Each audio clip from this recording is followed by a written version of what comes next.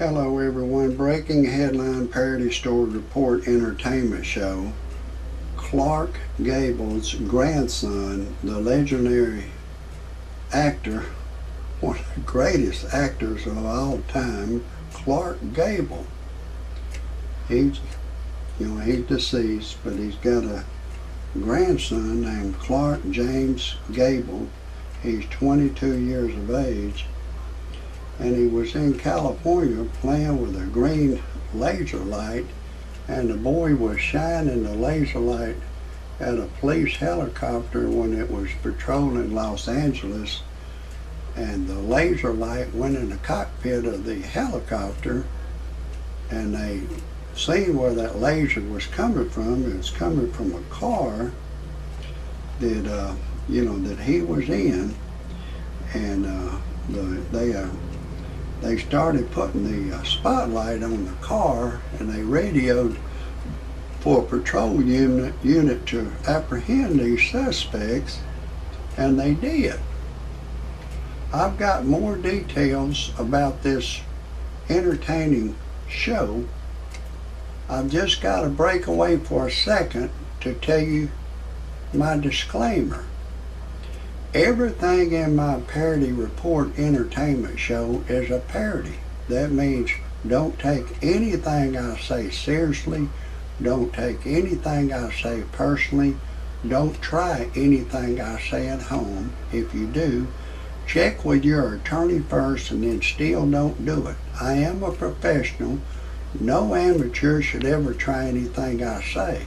If you disagree with my disclaimer, get your happy ass off my channel immediately. I don't want you to hear a thing I gotta say. And I'm gonna get back to this story of Clark James Gable. The boy is 22 years old. The boy is a nice looking boy. I believe the boy's gonna have some problems. Just face value, the boy looks like he's been baked. B-A-K-E-D. Look it up on the internet. If some of you people don't know what this word means, it looks like he's been baked to me.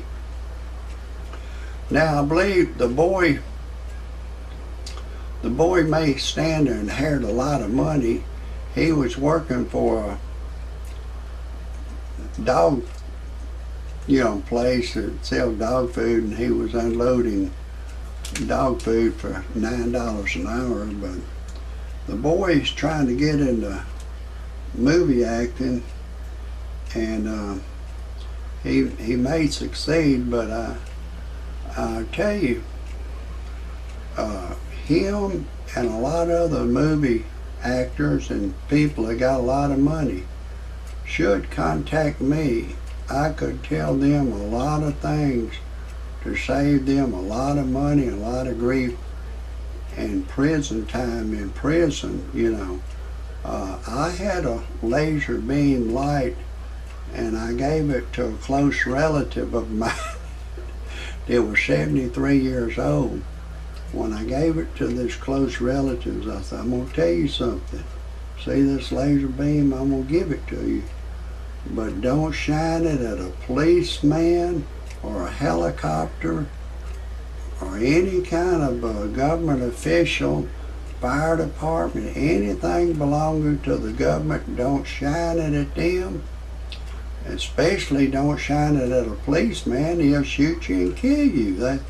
They've made laws that against these laser beam lights. They think it's a threat, and they'll punish you.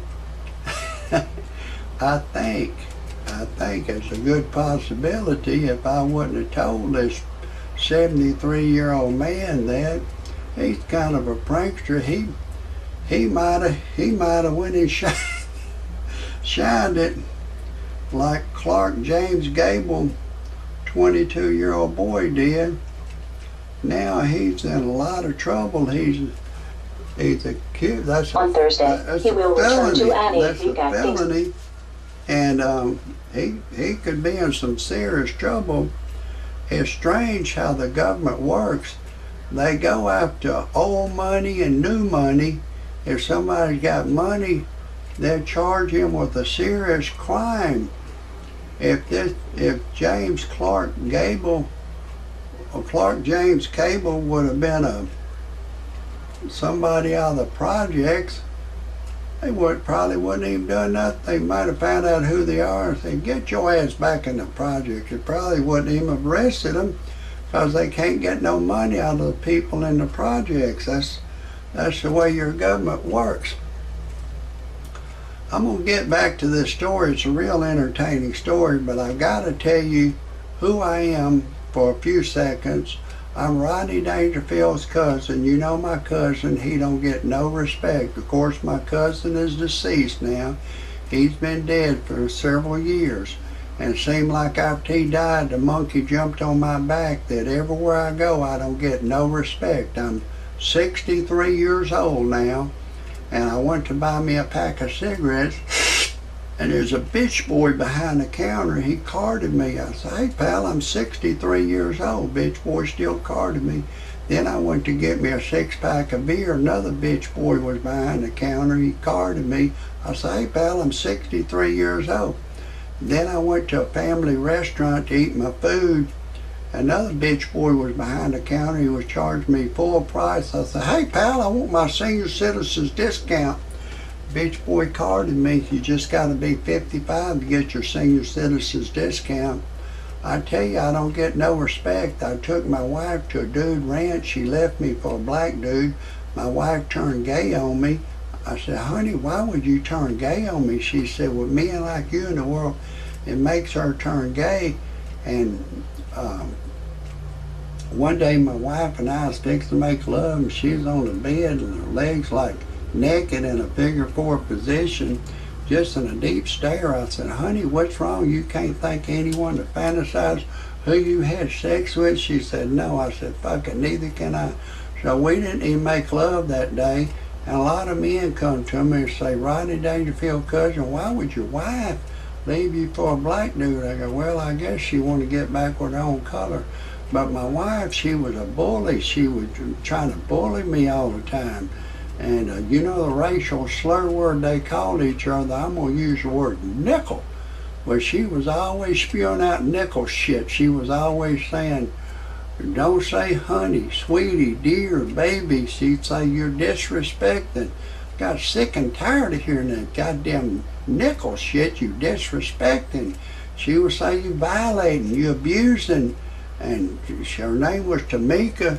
I'd say, honey, she'd say, don't call me out of my name is Tamika.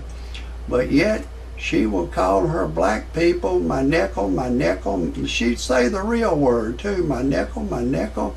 She'd call them shit dog, dog shit, shit bag, shit head, punk bitch, nappy headed fool, nappy headed hoe, ugly, crazy. I go, you tell me not to say honey, sweetie, and dear, but you call your bosom buddies my nickel, dog, dog shit, shit bag, shit head. What's up with you? She said, well, that's a black thing. We can do that. But she was always bullying me. She was always bullying me, always bullying and hating. I said, look, I can't take all that nickel shit you're spewing out. Fuck you and your whole goddamn family. Your family's the same goddamn way. Y'all all spew out all kind of ugly racial slurs, and you don't want me to say watermelon, cantaloupe, what kind of chicken you like. We got a divorce, and I went on the internet to freepornphonesex.com. It was a girl, and she say, I'm having a party in my mouth, would you like to come? It got my ding-a-ling excited. I called a live service. She said my voice is too ugly for her to talk to. Then I needed to generate some money, so I went to freebuyseltradeanything.com. I posted an ad on there of a 55 Chevy, and I sold it for $4,000. After my wife and I got a divorce, I went on the personal section of freebuyseltradeanything.com.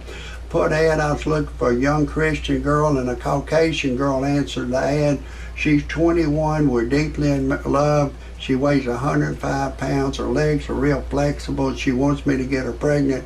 Our love life is going great. If anybody has any comment or criticism, type it under the show. God bless everybody.